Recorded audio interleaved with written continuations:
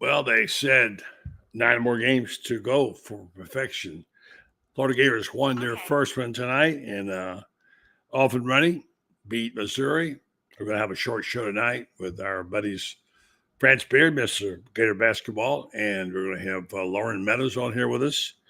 We're going to talk a little about Gator Basketball. Hopefully, many of you are probably still watching the post-game show, but we will be here when you get back, all right?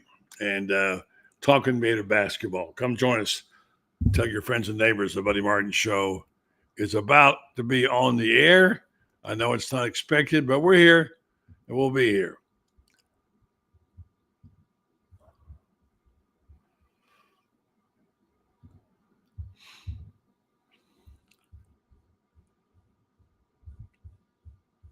Yep.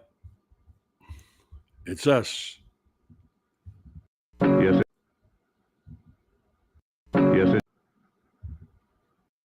it's time again for Buddy Martin. Call him up and tell him what you're thinking. But be kind because he's doing the best he can.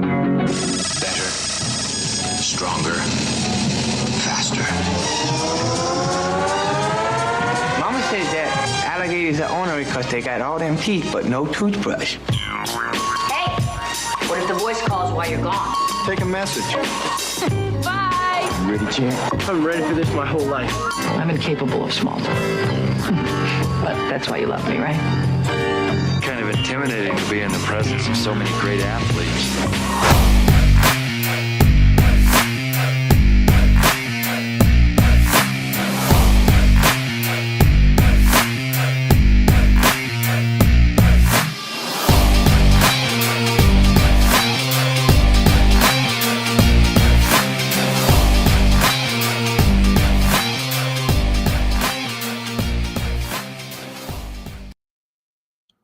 Well, good evening and welcome to the Buddy Martin Show. It's a pop-up edition.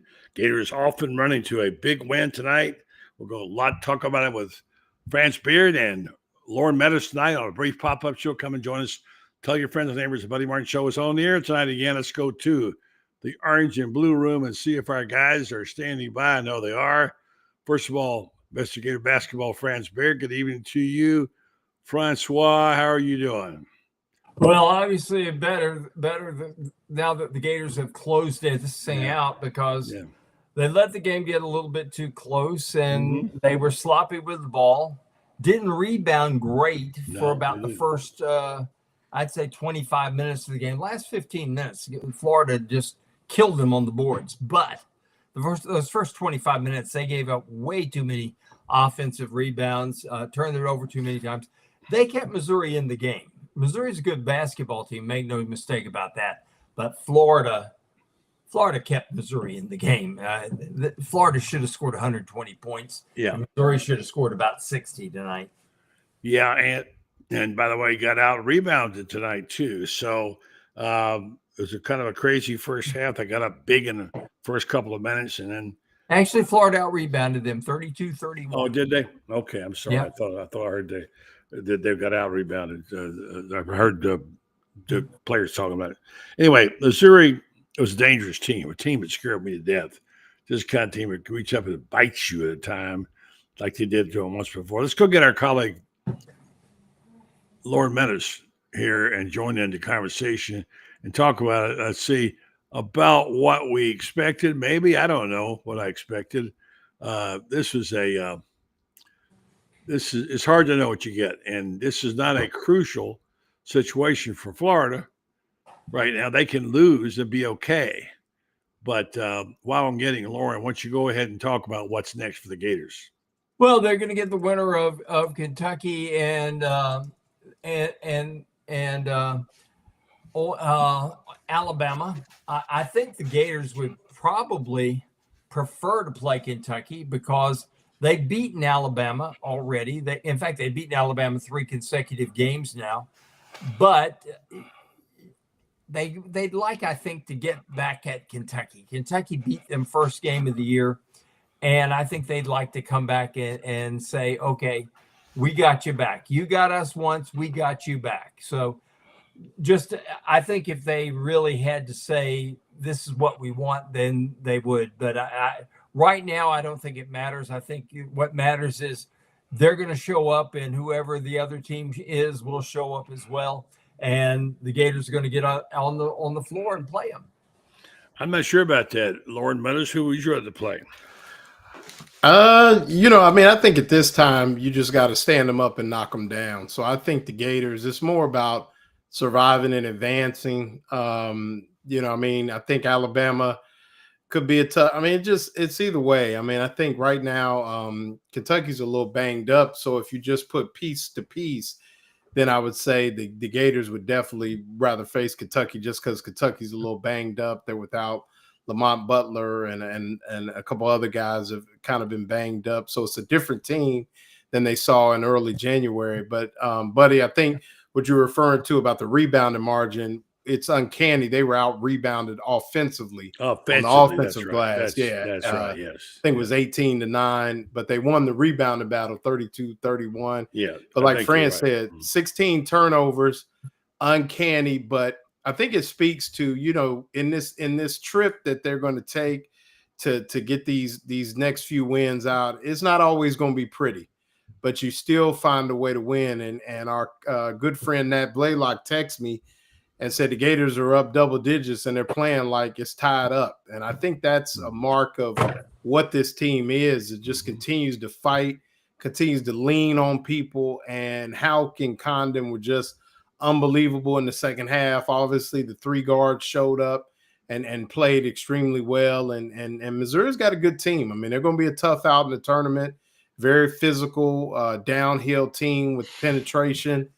But, I think going forward, you just stand them up and knock them down. But I can honestly say I think this is a team that I think they'd like to win out, if you know what I mean. And I think that's where their heads are at. If you listen to Ty Golden and Walter Clayton Jr. after the game, I think it's a team that's playing with a lot of togetherness. I think they had, it was almost, if I'm correct, and Franz, you can correct me if I'm wrong, I think it was as far as assists on made field goals, they were just sharing the ball. I think they had almost 20 assists on 34 made 34 made free throws. So this is a team that's sharing the basketball, playing well, moving it well, and even on a night where they threw it around maybe a little bit more than they want to in a bad way, still found a way to win.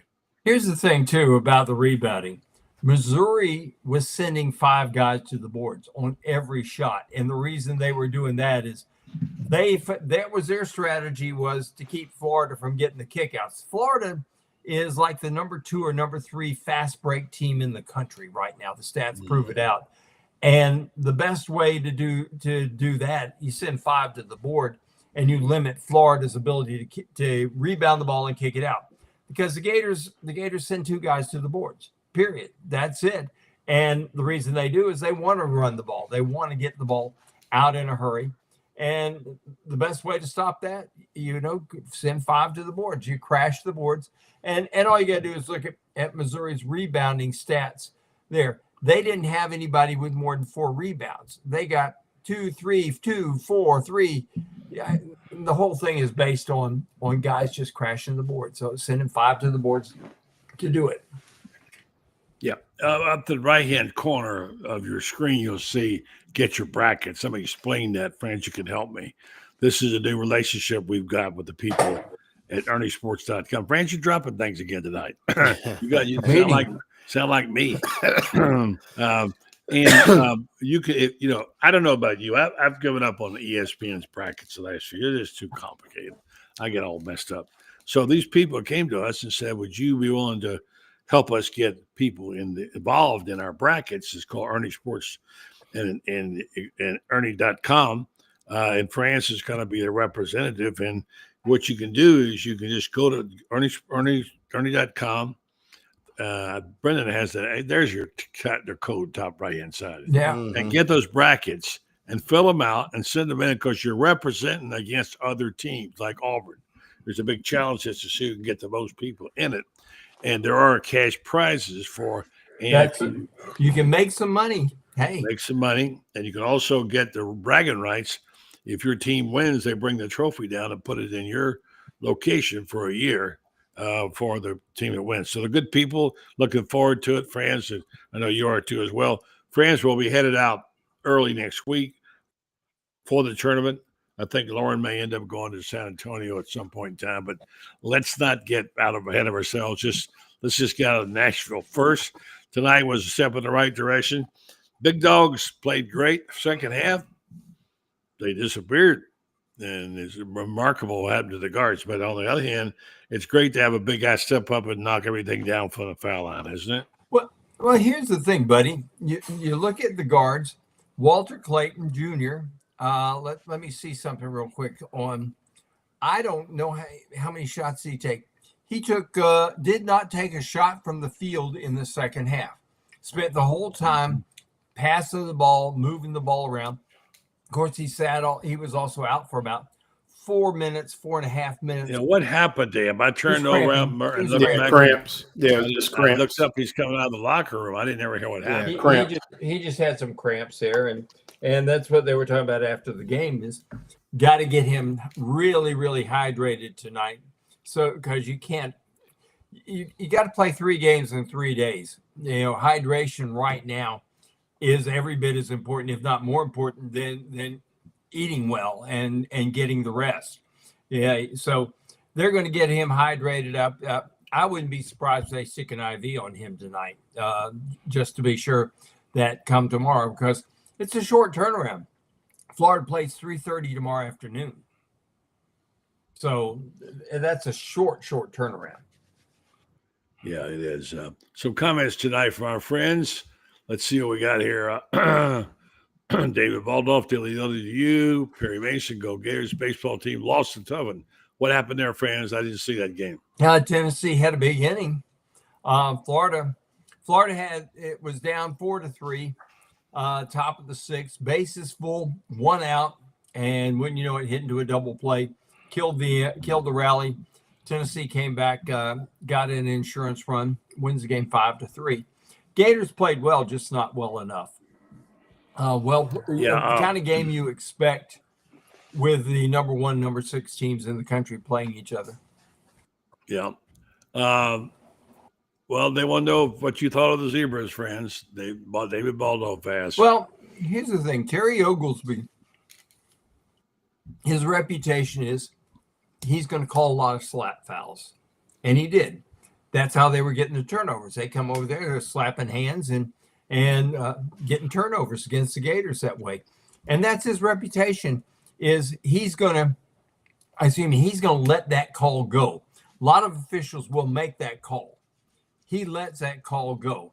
And it's really upsets a lot of coaches.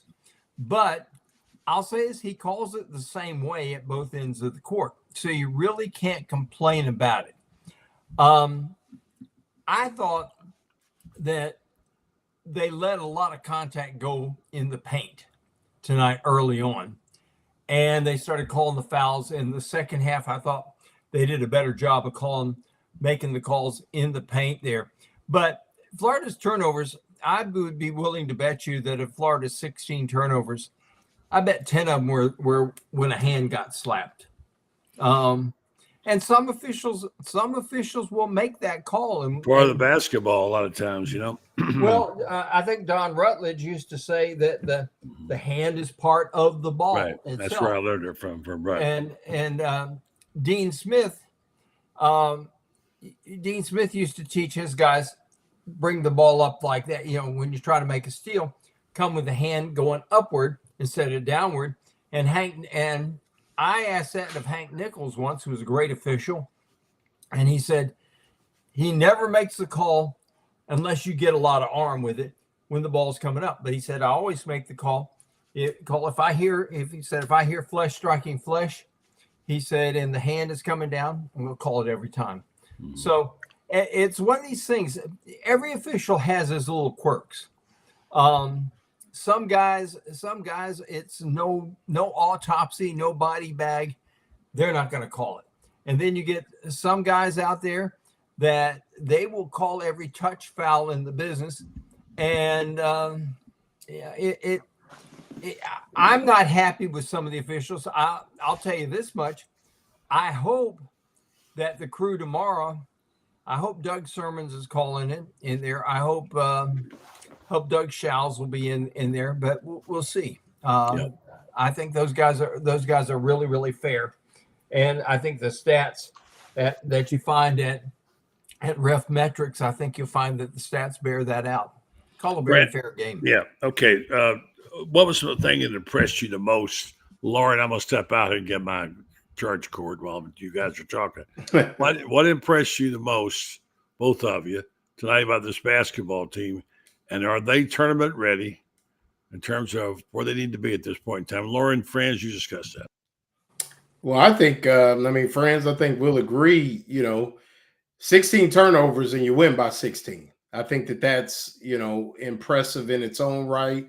The guards, once again, sharing the basketball, staying in the game, when things aren't necessarily going well. I thought Will Richard kept his head about him, even though, it wasn't the best second half for him.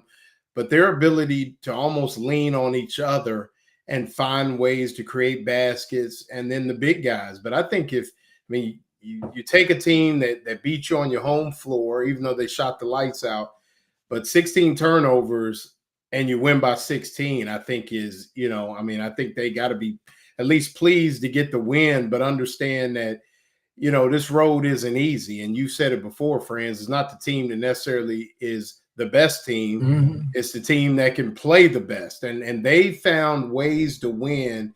Mm-hmm. They've beaten a number of diverse teams over the last month in beating Alabama, in beating Auburn, playing a very physical game against Ole Miss and Texas A&M. And then tonight. So I think you got a team that's extremely tournament ready. I know you're bullish on this team as well, and you've seen them all. But I really think, this is a team that, when we've talked about it since January, it's a second weekend team. And if you get to the second weekend, you can go to the Final Four. So, here's what impressed me, Loren. Florida allowed only 5 3-point attempts in the second half. Okay, right. And Todd is not so much worried about how many you make as how many you take, because the more you take, the more you take, the better chance you have to have a shooter's coma game. They only got 16 for the whole game. Caleb Grill, who just absolutely destroyed the Gators. He was in a shooter's coma. I think he had hit 7 for 11 against Florida the first time, 2 for 7 tonight. And most of the time he couldn't even get close to being open for a shot. So I thought they did a great job on him in particular. Yeah, and speaking of Grill, Franz, and this is a kind of, we could beat this till we're blue in the face, but how is he 6th man of the year over Tommy Hauck? I get it, it's the SIDs, but seriously, man, what games are they watching? Games. Do you think Tommy Hauck had a little bit of motivation? I would think so. It's unbelievable. Tommy for the game. Let's see. He had here we are, 16 points, 7 rebounds, 5 assists, and a steal. That's not bad. Right. Well, there's a lot of people who do worse than that. You might have seen a couple of them. And I know we discussed this young man last night. I think, if we're talking the entire SEC, I think Chad Baker-Mazzaro would have, he'd have a gripe too. I know he's, if you want to call him 6th man, because I know he starts some too, but Grill is the 6th man. Tommy, I don't know if you get any better than that, man. It's Denzel Aberdeen, I thought, is a better 6th man than Caleb Grill. I would agree. And people will look at the box score tonight and they'll say, well, Denzel Aberdeen only scored 4 points and he had 3 fouls. Yeah, but guess what? You know how many turnovers he had? 0 on a night when the Gators turned it over 16 times. Denzel Aberdeen came in there and played, did not turn the ball over. And they didn't miss a beat, by the way, with him when he came in. He just came right off the bench and just played just like like he's always played there. I think he's a really underrated player. And Urban Klavser hits a gigantic. That was big. Three. Mm-hmm. I mean, Yes, it that was. That was a gigantic three. And I thought, let me see here. I got my notes here. All right. He hits a 11:25 to go in the game. It's a 67-62 game, and he nails that three. And from that point on, Florida, that made it 70. Florida outscored them. What, they have 95? What is it, 28? Florida outscores them 28-19 the rest of the way. Just took the game over. In fact, but I thought that was a turning point. And then right after that, Elijah Martin has back-to-back has a layup, and then he gets a monster dunk. I mean, we're talking 6'2", and by gosh, he rattles the rim when he dunks. But he had those back. How about Walter Clayton Jr.'s dunk? That was nice. That one was. Can he elevate it? That's bounce house. That's what we call that, bounce house. That's what you call an elevate. That's what you call an elevation. That's bounce house. What Elijah Martin had, that one he had there, that was rip the rim down type of dunk. And I got to tell you, Will Richard had one too when he comes baseline. Yes, baseline, and all of a sudden, he is. I wish he would drive the baseline more often, because when he drives the baseline, he is so difficult to stop because he's got really good hips. I haven't seen him get a charge. I don't know if he's had a charge on a baseline drive all year long, but he's really, really good. And once he gets about 7-8 feet away and he elevates it, the ball is going to go down. I'm telling you, he's a tremendous dunker as well. But let me see how many dunks the Gators had. They had a bunch of them tonight. Let's see, 6 dunks tonight. Not too bad. Yeah, no doubt. While we're waiting, I'm going to just say there's going to be a short show tonight. We got a lot of things to do this week. And I want to just remind folks that this program is being brought to you by our fine sponsors tonight. But I just want to say that we appreciate what they do for us. And that would be Titan MRI and Imaging. They've been with us for a long time now. Thank you for what they do for us. Also, Winstar Medical Research and our good friends at Melton Law. We appreciate you supporting them all. They support us. Guys, this team looks really good. The announcers now are starting to say, with some ease, unequivocally, making it easy, Florida's the best team in the country. That's new, isn't it? Damian Fishback, who I thought had sort of been on the floor, on the fence when it comes to the Gators. Ron Slade came around, I'd say about 8 or 10 ball games ago. Mm-hmm. Damian Fishback now tonight was very, very adamant that Florida's the best team. And by the way, Duke almost blew a 30-point lead tonight, and only should have. Yeah, guy stepped out the lane when they were getting ready to tie it. Did you see that? Yeah, they had a lane violation with a free throw to tie. They would have been tied 72-72. Yep. Even though and they'll say, well, Cooper Flagg wasn't playing. Cooper Flagg is a great player. There's no doubt about it. He's a great player. But I'm going to tell you what, Duke would be the 5th or 6th best team in the Southeastern Conference. They would get mugged and manhandled.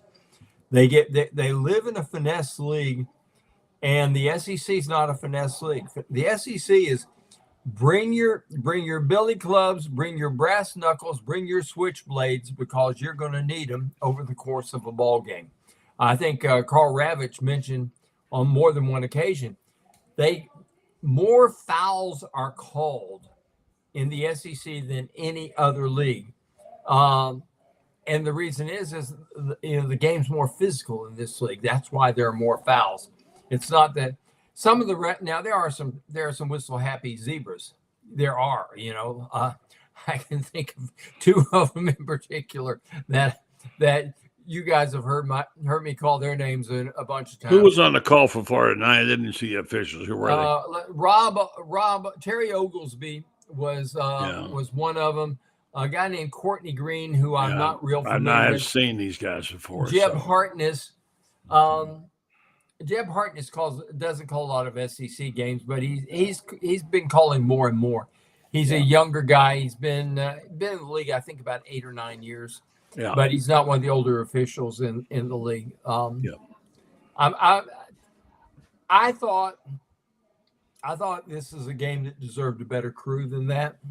But then again, I watched games in the afternoon, and I wasn't, I'm wondering how they're making their assessments on officials, because I haven't seen, for example, Shows didn't call any games yesterday that I saw. Save it for the weekend. I hope that's the case. Yeah. By the way, we mentioned baseball. The Gators got beat by Tennessee, but pretty good news according to our Dan Bond, who's always on top of things. In terms of gymnastics, I know that Loren and he talk a lot of softball, but gymnastics put up nation's highest score of the season, 98.625 with 3 perfect sins tonight. So thanks to Dan Bond. I was there. I was in the house tonight. It was pretty electric. So Selena Harris Miranda date night with the lady with some gymnastics. So all right. Selena Harris Miranda had a 39.875, which is the highest score in the country. And the Florida team was so good that they dropped a 9.9 on the floor. You're doing really well when you can drop it when you're dropping 9.9s. This is a team. I got to tell you something. They're starting to peak at the right time. Good point. A good point. They are really starting to peak at the right time. And as much as I wish they still had Sloan Blakely, and Trinity Thomas. Oh gosh, yeah, she was there tonight. We got to see her. She was in the house tonight. But Leanne Long, what a way to wind up her Florida career with just an absolutely brilliant night.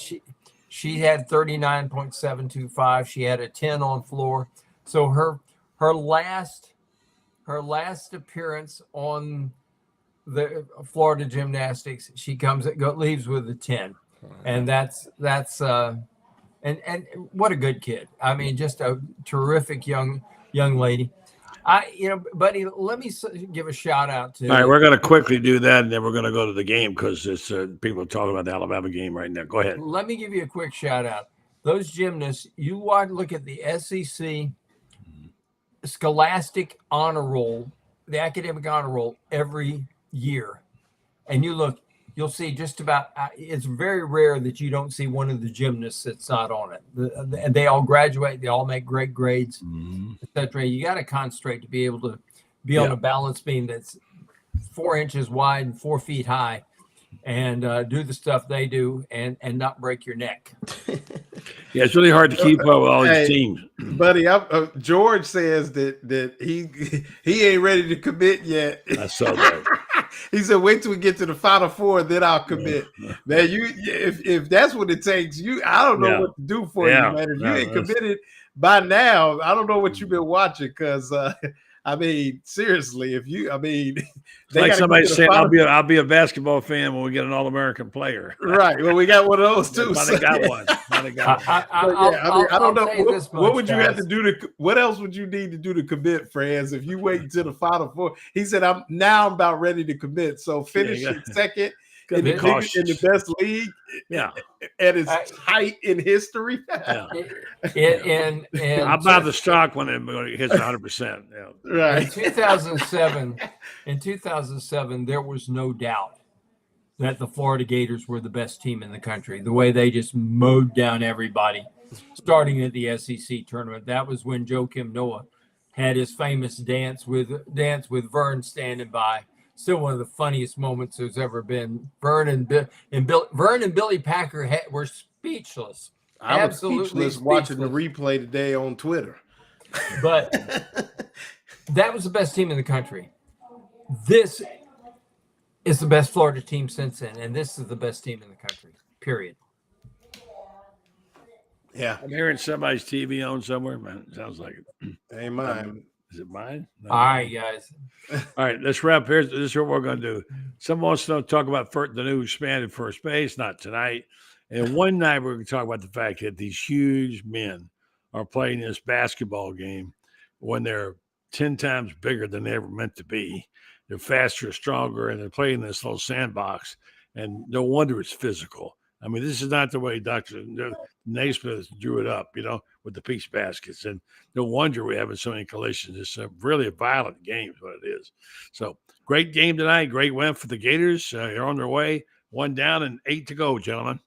Yes, the more sir. things change, the more things stay the same, though, Yeah, buddy. Good column. You still got to put it in the basket at one end, and you still got to stop the other guy from putting it in the basket at the other. You're right. That part never changes. No doubt. You are correct, sir. You absolutely are. Well, all right, guys, tonight. Thanks so much. Appreciate it. Franz Beard and Loren Meadows bringing you the inside story of what goes on in Gator sports as they do often here. We'll say goodnight to them, and then we will join. Let's see. We'll say goodnight to them. All right. And then we're back. We'll be back this weekend. I think there'll be a selection show coming up this weekend. And you want to be sure not miss that. Don't forget to go to Ernie's.com and fill out those brackets and tell them you're from the University of Florida and represent. All right. All right. We will do that. And let's see if we can get our open close here. I lose track of these things. Yeah. Okay, there it is. Have a good night, folks. Thanks for listening. Thanks for watching.